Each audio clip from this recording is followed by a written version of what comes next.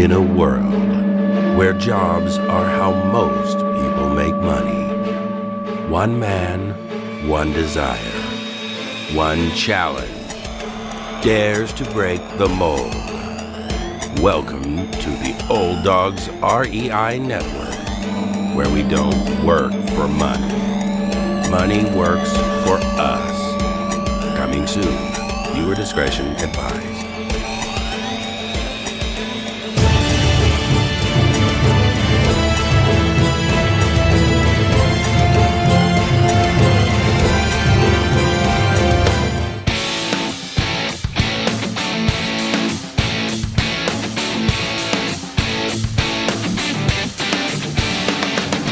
Welcome to the Old Dogs REI Network, where cash flow is king. Real estate investing, the means, so you can enjoy your retirement dreams. This is the show where we cut right to the chase. No sales pitch, no long monologues, just simple how-to real estate investing advice, so you can earn the passive income you need to enjoy your retirement today. And now, your host and chief old dog, Bill Manacero. Welcome to the Old Dogs REI Network. I'm your host, Bill Manacero, and this is the show where 50-plussers and anyone else who wants to join us get solid, no sales pitch real estate investing advice to help generate real cash flow. This podcast airs twice weekly on Mondays and Fridays, and if you aren't already a subscriber, go to iTunes or Apple Podcasts, type in Old Dogs, spelled D-A-W-G-S, find our podcast, and subscribe. Well, we have a great show for you today. I'm really excited about it because this is an area that's very close to home for me. In that those of you that have listened to the show for any amount of time know that I'm very interested in senior living and assisted living, and I think it's also a great area for investors to get involved too. So our guest here today is Chuck Bongiovanni, and he is a certified franchise executive and the founder of Care Patrol Franchise Systems, the largest franchised senior placement company in the nation with over 150 offices. He is currently CEO and co-founder of Majestic Residences franchise system, a senior residential care home franchise. Well, Chuck, welcome to the Old Dogs REI Network. Well, it's great to be here, Bill. Well, I always like to have another Italian, guest. It's, I think we really are just, kind of kept out of a lot of places. So it's, good when we get together and, There's three Italians that live in Arizona and they keep us on 8-hour shifts. I love it.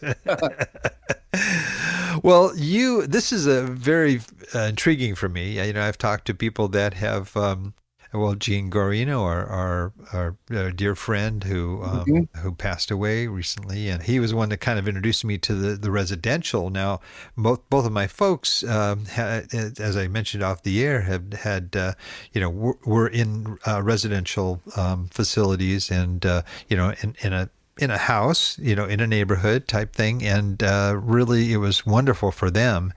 And later on, I got involved with ground up senior facilities. But I hadn't seen a franchise of this, which seems absolutely amazing.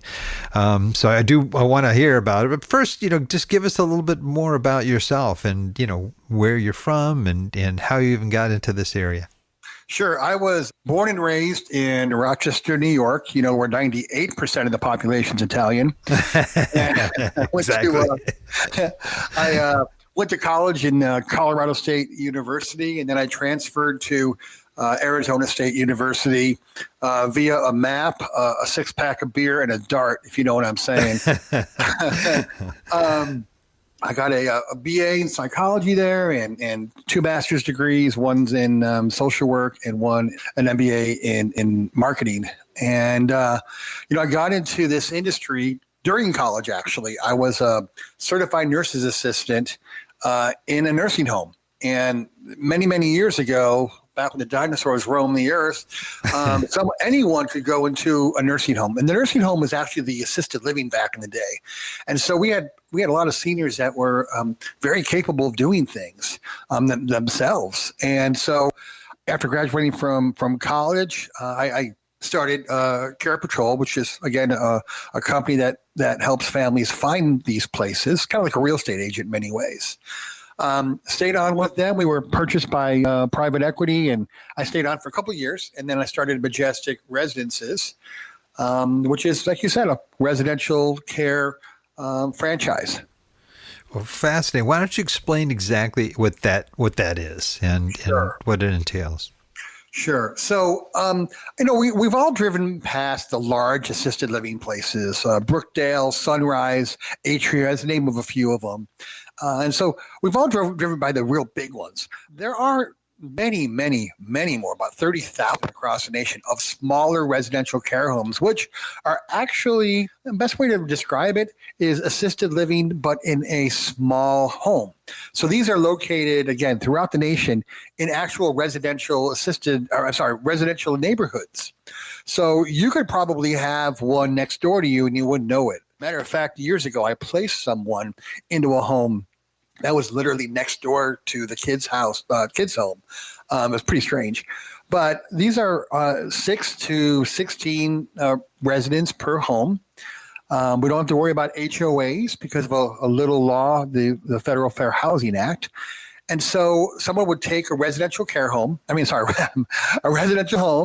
and we would help them get licensed through their state for either 6 residents or, again, up to 16, depending on your state. So we help them get licensed, teach them the operations, marketing, branding, and all those kinds of things all wrapped into one.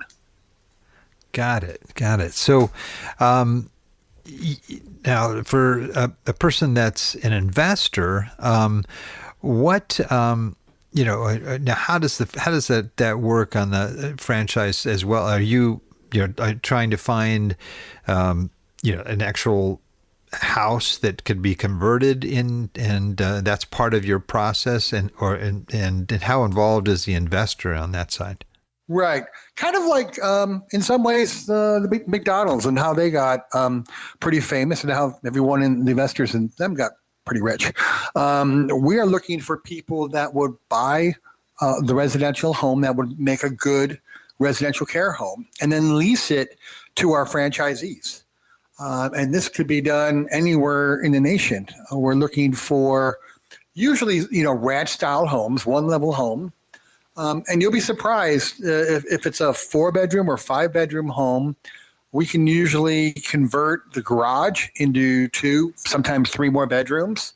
And so there's ways of getting 8, 10 residents into a home without it feeling cramped at all. Wow, that's great. Now, aren't there various states have limits on the number of actual rooms that you can or residents you can have in one of those facilities? Correct, unless it's commercial property. In the residential side, some states like California limit to 6. Other states like Texas is 16. Arizona here is 10 beds. So each state is different, allowing the number of residences that could be in a residential assisted living home.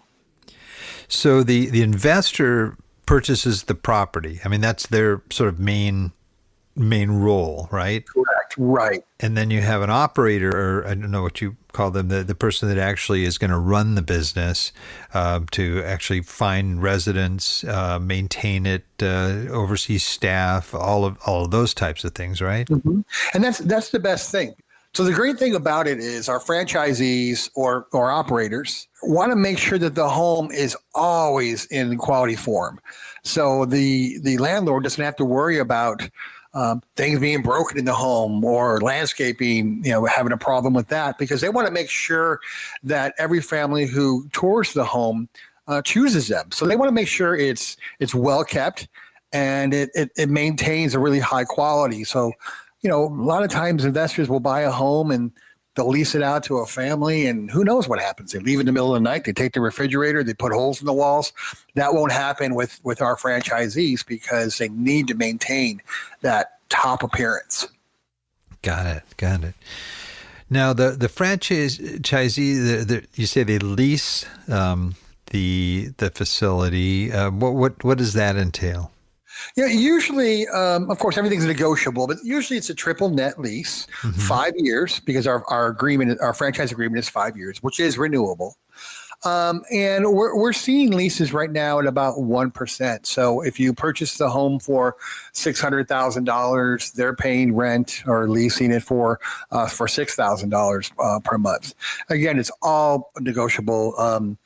Usually what we ask is that the investor has a set price lease in the very beginning until the home gets licensed, and then raise it a little bit for the next 3 months after they're licensed so they can wrap up and start receiving a residence. And then on month 4, get up to the point to maybe that 1% or so. Got it. So the person that's buying the home, you're referring to as the landlord, is that correct? Yeah. Okay. Yeah. Sorry, that's terminology. Yeah, sure. No, I just want to get a kind of handle on that. So the landlord, for example, they buy this facility. Do they have any say who the franchisee will be, or is that what your company does? They kind of screen and find those franchisees. Yeah, we vet them very, very well because we want to make sure that anyone that we award a franchise to. And I notice I said the word award, not someone who purchases a franchise. Right. You can't really purchase a franchise to us. You have to be awarded it. So we have a long vetting system to make sure that the person that we award a franchise to will be successful. And of course, we're going to make introductions. And if the landlord or the investor doesn't feel comfortable, that's fine too. We want to make sure that everyone is comfortable with each other and it's a win-win situation. Yeah, I would think that the landlord, looking from as a landlord and having rented out properties and so forth, that would really want to feel comfortable with that person. Probably would want somebody with some experience, having done it before. Maybe they have other facilities in addition to the one that I may be selling. Well, it could be, or a lot of our franchisees don't have that experience, but that's where the franchise system comes in. It's kind of like a business in a box. We have all the software to run the company, all the expertise to run the company, and they're working with us almost on a daily basis for their business. So they don't necessarily need that experience or have another home, because a lot of our franchisees will lease their first home and then they'll purchase home 3, 4, and 5 and such. Got it. With that experience, it sounds like, if you're it's like a franchise. I mean, you've probably got a manual that, that they have to stick to, and that has guidance, I would assume, on hiring staff and, what they have to do to maintain the facility. Is that pretty comprehensive? Yeah, there's policies on how to open the front door. Yeah, absolutely. Very extensive policies, procedures. Weekly meetings. We oversee all the data that they bring in, financial and other sorts also. So we're very, very involved with our franchisees for their success. And I know it's kind of varied, I guess, depending on the size of the home in terms of how many residents they could have. What's sort of a typical staff for maybe a 5-bedroom, 6-bedroom home? Sure. Usually in the bigger homes like that, we're going to have 2 staff during the day, 2 in the evening, and usually 1 at night. And the 1 at night is awake night staff. So no one's sleeping in the home. They're awake, listening to anything any noises and anyone up in the middle of the night, those kinds of things. So there's usually 2 staff. And every home has an administrator or manager who is certified or licensed, depending on the state. And him or her are the people who actually, run the business per se. Most of our franchisees are not that manager. Most of our franchisees are in business so they can run multiple homes. So that manager in place is really important to run the actual home itself. Got it. Is the admin person on site then at least, 5 days a week or something? Yeah, and unless they own like 3 homes, we have one of our franchisees that owns 4 homes actually, and she spends her time just driving from home to home to home, checking in on things and pitching in when needed. And the staff you're talking about, these are caregivers, right? Correct. They're either depending on the state, they're either certified or they're licensed, and they're at the caregiver level. They're not nurses. They don't need to be according to the regulations. Gotcha. And the administrative person handles, I would assume, the cutting of the lawn, keeping the landscaping together, and is now cleaning. Is that being done by the caregivers, or do you have separate cleaners that come in? It's usually done by the caregivers. Normally, that person who works overnight, because they need a lot of things to do when the residents are sleeping. So they do a lot of those cleaning and cooking and those kinds of things. But yes, the administrator is in charge of hiring people to do landscaping and any kind of repairs that the home may need. Gotcha. So let's talk numbers here. And I know you do this all over the country, right? Mm-hmm. Actually, we do it internationally. We just in the process of opening a home in the Dominican Republic right now. Wow, that's amazing. I know that home prices are going to range, Yes. depending on where you are. But let's say somebody wants to get started. Now, does the landlord generally live close to the facility that they buy, or does it even matter? They can, but some of the investors or landlords that we have, they're just telling us, you let me know where your next franchisee is going to be and we'll buy a home. So they don't necessarily have to. So let's say someone contacts you and they say, I'm interested in this, in landlording. And do you have homes that are available that they could just that are already retrofit and ready to go? Or do you begin sort of a home search that's looking for a conversion? Yeah, most of the time we do a search. Our franchisee is the one out there looking at homes. So once a franchisee finds one or two homes that they're interested in, that's when we'll connect them with the investor to make some decisions there. Sometimes we find homes that were residential care homes or are residential care homes that are looking to get out of the business, and the franchisee, has the money to buy the business portion, but doesn't have the money to purchase the home. So there's multiple ways of looking at this. Okay.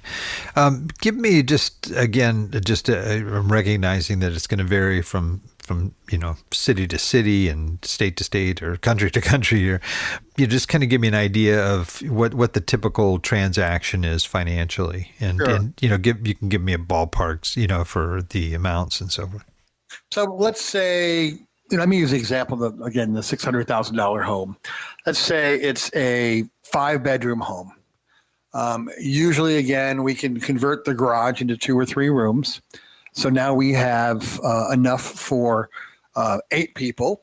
The master bedroom is usually semi-private, maybe husband and wife or 2 women or 2 men. So, now we're up to, 3? Now we're up to 9. And there's usually 1 room in every home that's just, I call it a waste of space. So there's ways we can create another room or so on the home too.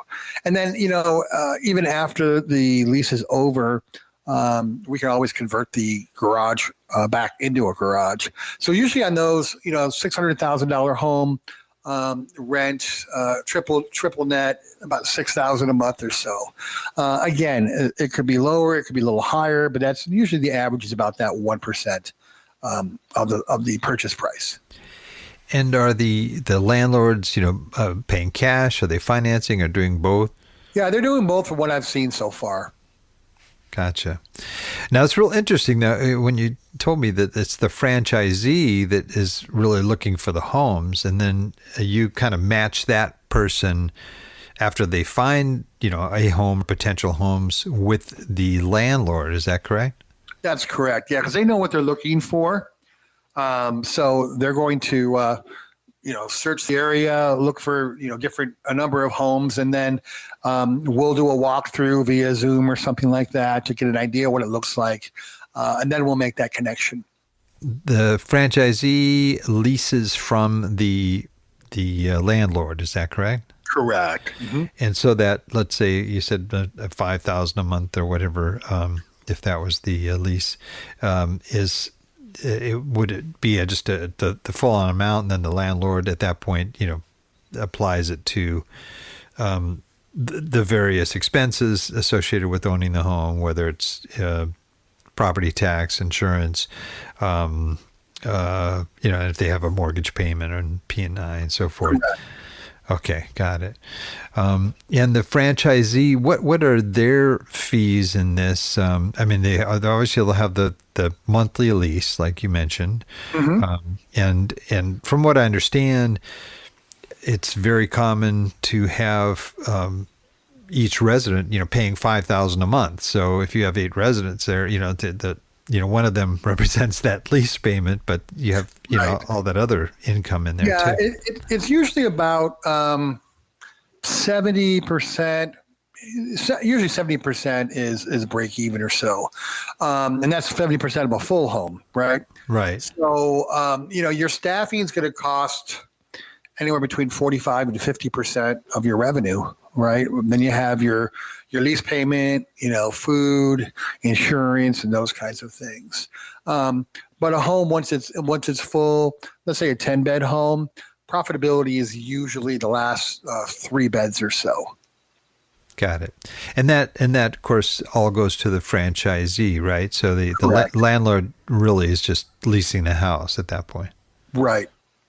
And what about the liability of the landlord? If something happens, does that, let's say they slip and they want to sue, because they didn't put salt in the driveway in the snow, snow was outside or whatever. How is it? Because obviously the franchisee has insurance as well to protect him, but what's the role for the landlord there? Yeah, that's a great question. We haven't seen a landlord or investor ever be involved in a lawsuit because the franchisees have business insurance, which covers trips, falls, and those kinds of things on the home also. So yeah, we haven't seen anyone have any kind of situation where the investor or the landlord has been named in any kind of the lawsuit. Gotcha. Yeah, they probably have like an umbrella policy or something, right? Yeah.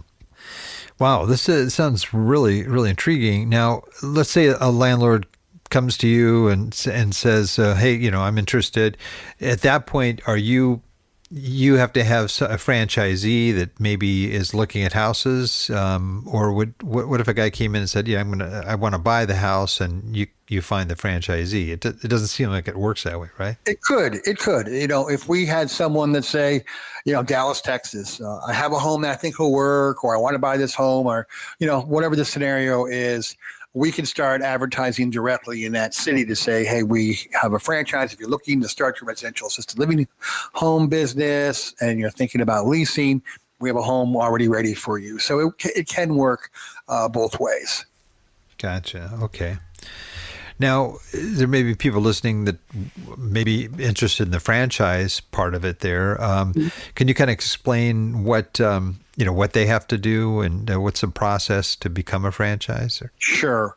Well, they'd have to start at our website, which is www.discovermajesticresidences.com. Ton of information on there for both the investor and the potential franchisee.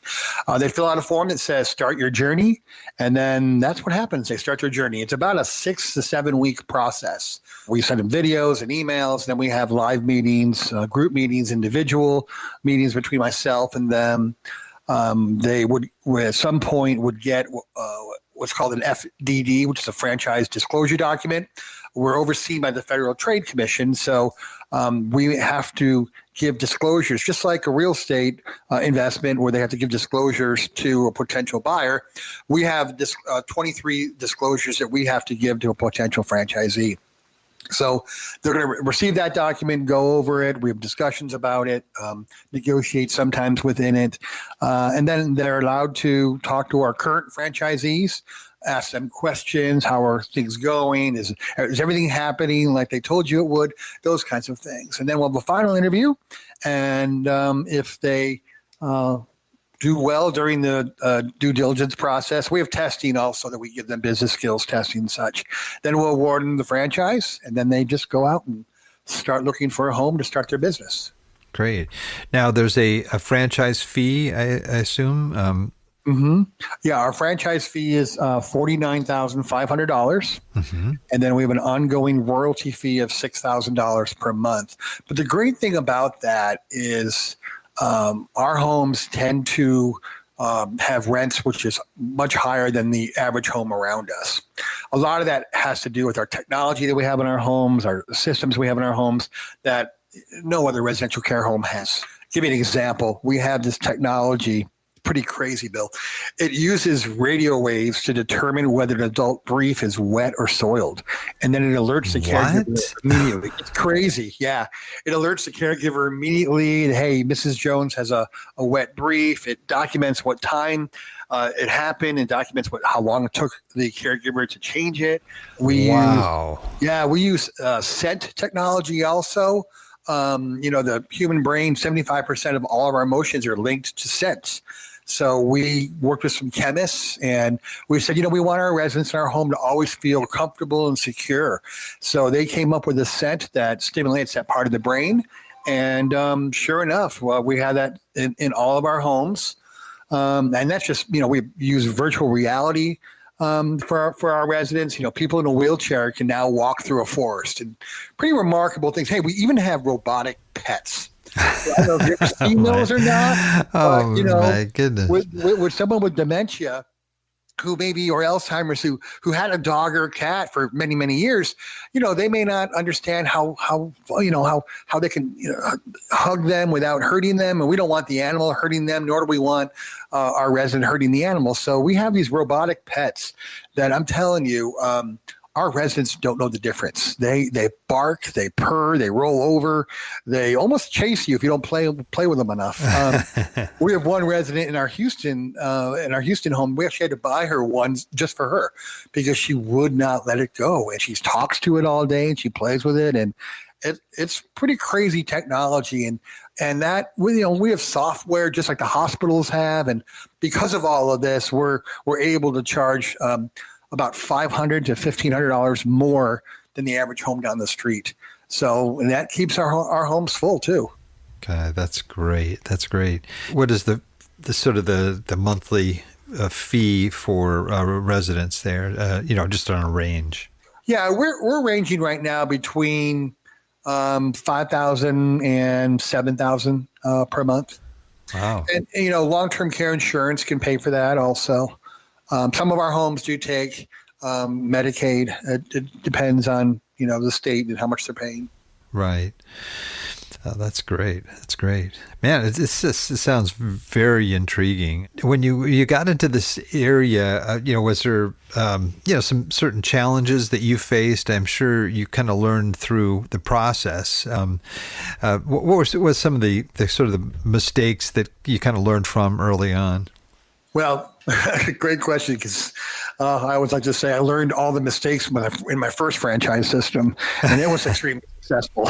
So going the second time around, it's I don't want to say easier, but the is cleared with a lot less roadblocks. I made all my mistakes at the beginning.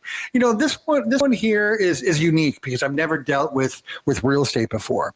So right now in the market, sometimes people are afraid to pull the trigger. They don't know, do I pull the trigger now? Will homes be even more expensive a year from now? Will it be less expensive a year from now? So that seems to be the biggest thing right now is just what's going on in the market. And, no one has a crystal ball in front of them. Right. And what things did you initiate early on that ended up being really a key part of your success? Something that you did that worked out really well? Yeah, we started working with, my late partner, Gene, has a company called Residential Assisted Living Academy, and they help people, open their homes, get them licensed and such. So, when we partnered with them, they had a lot of students initially from day one that said, hey, I went through the courses, they were great, and now I'm going, now what? And we were kind of the solution to the now what. So we were able to start off the franchise with a good number of interested people who had some experience. I mean, they had the quote unquote classroom experience, and we didn't have to do that part of the training for them. So, and we still work with a lot of the Rolla students. Oh, that's fantastic. Well, our audience are folks that, as I mentioned, they're 50 years of age and older. Some are already working, but they're preparing for retirement. They may be looking at their projected income and inflation and all the other things going on in the economy, and they're concerned, and they want to know that they're going to be able to do that retirement, or maybe they're already in retirement right now and they're looking at ways to supplement their income and to maybe grow their nest egg while they're retired. And what kind of advice would you have for those folks maybe looking at senior living as a potential investment? Yeah, I think it's a solid cash flow. I mean, especially with us being a franchise and being able to support our franchisees for the long run. Our brand only succeeds when our franchisees succeed. So we do everything under the sun to make sure that they succeed. And again, so I think that a 5-year agreement, we'll turn into a 10-year or 15-year agreement later on. So I think it's a good long-term cash flow possibility for any of your listeners out there to enhance their income, as they get older. Yeah, that's great. That's great. You mentioned, a few things in the materials that I got that were very interesting too. You mentioned something about saving 50% on loan fees by converting real estate into a business. Do you want to just touch on that? And how would the landlord be able to benefit in that way? That would be if the landlord decided to work the business also, and they can work through the SBA for those kind of advantages. I see. So that'd be like qualifying for SBA financing. Correct. Got it.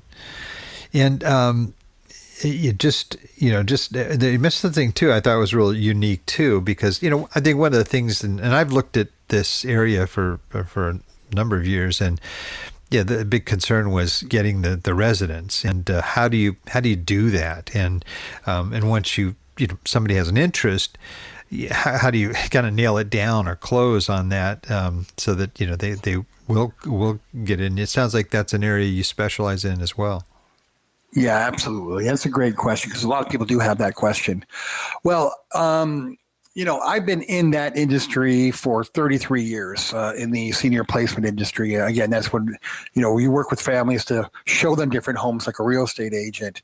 Also the founding president of the National Placement and Referral Alliance, which is the trade association for all placement agents. So I know about 600 to 800 of them, in any one area where we open a home. I know agents in that area that can assist. We also handle all of the SEO marketing for our franchisees.